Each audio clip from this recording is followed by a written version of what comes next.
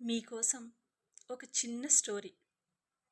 ఒక చిన్న దోమ మొదటిసారి జీవితంలో బయటికి ఎగరడానికి వెళ్ళింది.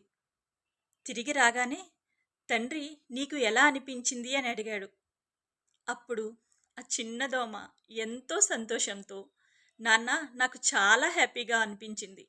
నన్ను చూసి అందరూ చప్పట్లు కొడుతున్నారు అని ఎంతో సంతోషంగా చెప్పింది. అప్పుడు ఆ తండ్రి చిరునవ్వుతో, నిన్ను చూసి అందరూ చప్పట్లు కొడుతున్నారా బిడ్డా?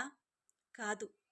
వాళ్ళు నిన్ను చంపడానికి ప్రయత్నిస్తున్నారు అని చెప్పాడు. వాళ్ళు ఎంత గట్టిగా చప్పట్లు కొడితే నీ ప్రాణానికి అంత ప్రమాదం ఉంది అని అన్నాడు. దీన్ని బట్టి మీకేమర్థమవుతుంది? జీవితంలో అందరూ నవ్వుతూ మనల్ని అభినందిస్తున్నారు అంటే వాళ్ళందరూ మన శ్రేయోభిలాషులు కాదు. కొంతమంది శత్రువులు కూడా కత్తులతో కాదు, చిరునవ్వుతో మన దగ్గరికి వస్తారు. అటువంటి వాళ్ళతో జాగ్రత్తగా ఉండండి.